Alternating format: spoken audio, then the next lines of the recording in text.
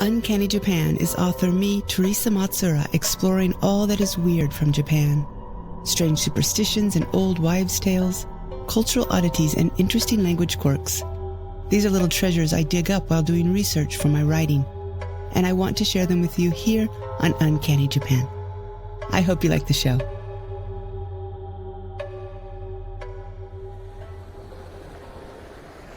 Hey everyone, this is Uncanny Japan. It's February and it's my birthday, or it was my birthday last week sometime.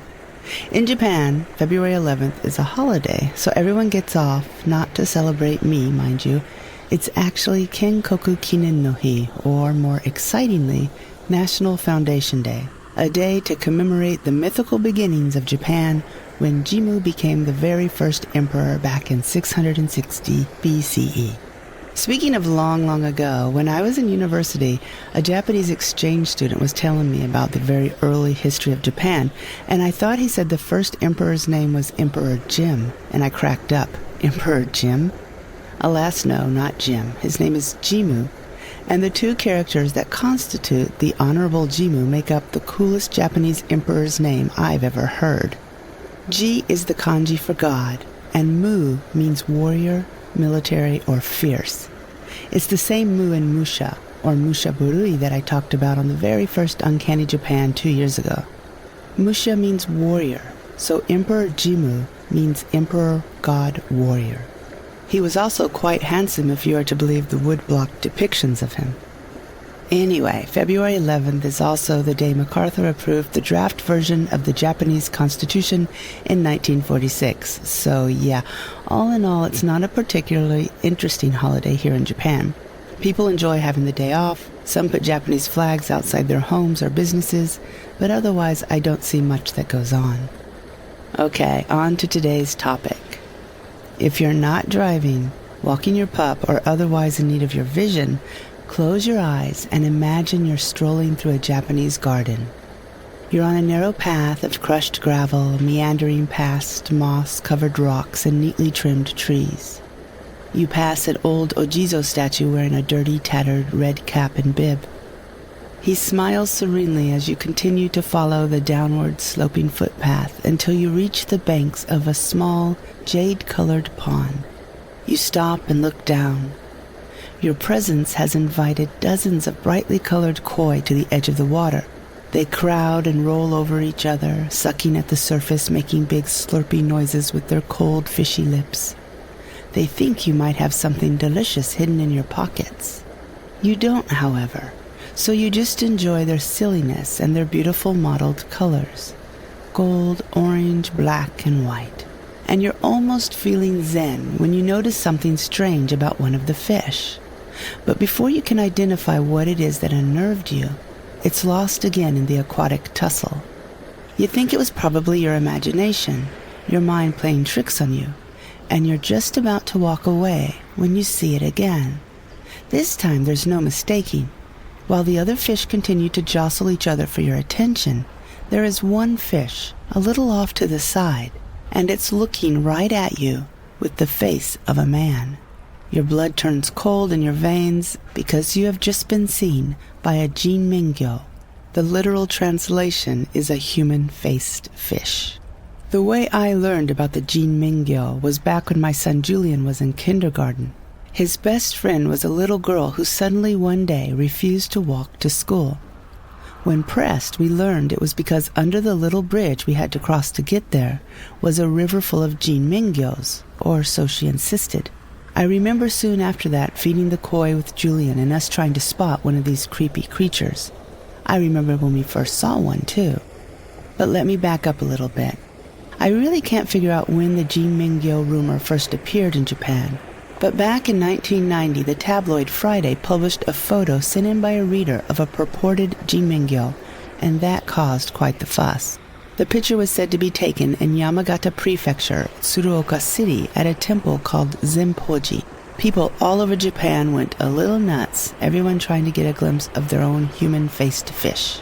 The rumor eventually jumped the ocean, and in 2015, Jinmen-gyo were spotted in Korea and China as well. You can still find the tabloid pages online if you search around a bit. You might think the Jinmengyo myth is 100% made up, but it's not entirely. It's based on this cool thing that happens to some carp. Their markings eerily resemble a human face. Eyes, nose, sometimes a mustache or beard. When you're looking down at a mess of koi and you spot one, it is a tad disconcerting, and it really does look like a human face looking up at you. I can understand why my son's friend was creeped out by all these men's faces staring up at her. There is also a superstition about the Jinmengyo. It is said if one appears, it means a tsunami is coming. This old wives' tale is echoed in the Ghibli movie Ponyo. If you've seen the movie, you know that Ponyo is a kind of Jinmengyo herself. She's got a fish body and a human head. I've seen the Japanese version, and in the scene in the retirement home with all the old people, one old woman says just this: if you see a Jinmengyo, a tsunami is fixing to hit, which does happen in the movie.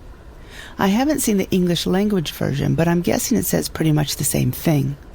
Here's another interesting thing I found that's related to the Jinmengyo. There's a Japanese game called Seaman by Sega Dreamcast that came out way back in 1999. The whole premise of the game is that you raise your own virtual pet, a pet that happens to be a human-faced fish named Gilman. This is by no means an action game, but it garnered a cult status and won some awards. What makes it different than your normal virtual pet-type game is that you can talk to your fish, and your fish can talk back to you. And when I say talk back to you, that's what I mean. It's said that he's really rude, but in the end he's kind of endearing. When you hatch your fish Gilman, at first it just makes cute baby sounds, but after a few days of your attention and love, it begins to talk in this hoarse voice. It begins asking you questions like, how old are you, when's your birthday, stuff like that. So you raise and care for your man fish, and it in turn keeps you company and will eventually grow legs and become this weird amphibious creature. You spend so much time and energy with this thing that the creator said in the end, it's not like you raised your seaman, but he raised you. One reason I wanted to talk about this is I found something very sweet when I was reading around. One of the developers wrote in an Easter egg that she never ever thought would be used. But one day, one of the players of the game began talking about suicide to his fish. It was then that the human-faced fish turned around, looked him in the eye, and responded. I can't find out exactly what he said, but whatever it was, the man went online later and said that the little seaman saved his life. I thought that was kind of sweet. I've never played the game, but after reading about it, I am intrigued. The English language version is even narrated by Leonard Nimoy, which is another plus. Now, there isn't only a human-faced fish, a Jinmengyo, but there's also something not quite as popular but worth mentioning, called a Nekomengyo, or cat-faced fish.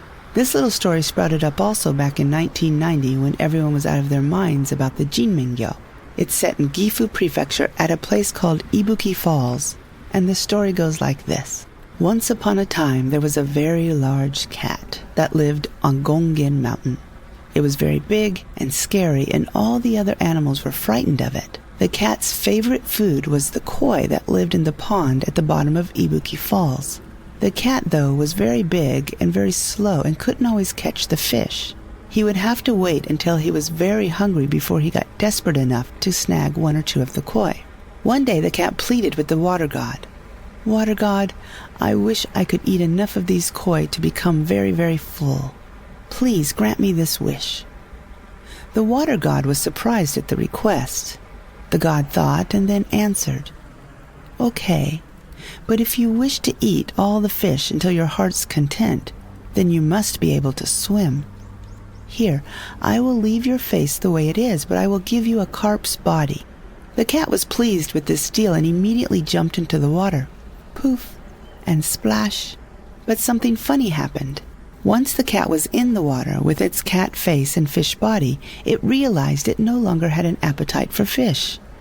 Soon it became friends with all the carp, and to this day lives there peacefully in the little beautiful lake. That's the sweet version, but there's another urban myth that's been going around that says at night the catfish grows long legs and you can see it walking around the banks of the lake. I think that's the one I'd rather see. Okay, so today I will end with a little bit of me trivia.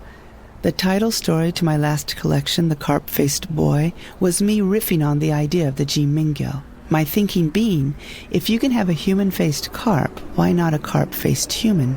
Better yet, a small child, who's creepy and gross and may or may not have it out for certain people, like his grandpa.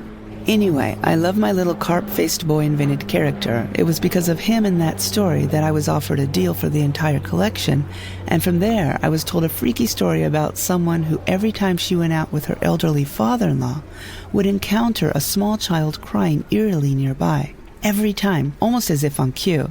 So often, in fact, that they were beginning to get a little freaked out. It always sounded like the same child, too. After she read my story, she was convinced it was a carp-faced boy.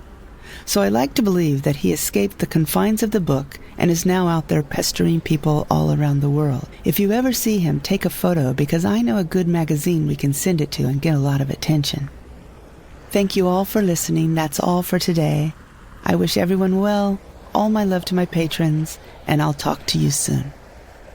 Bye-bye. Psst. Hey, do you like scary stories? Or maybe you don't do full-on horror, but enjoy a nice dark tale, something creepy involving Japanese folklore and superstition?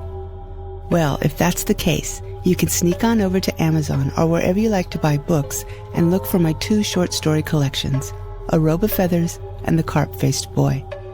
All you need to do is search for Teresa Matsura. Let me spell that for you. TheresaMatsura. Another place you can find me doing things is on Patreon. There, once a month, for my $5 and up patrons, I translate, retell, and record obscure Japanese folk tales. Some are dark, some are humorous, some are just weird. And lastly, another super sweet thing you can do is to write a review on iTunes. By doing this, you help like-minded people find Uncanny Japan. It's a little thing, but it means a lot, and it's a great big help. Thank you. I'm Teresa Matsura, and I'll talk to you soon.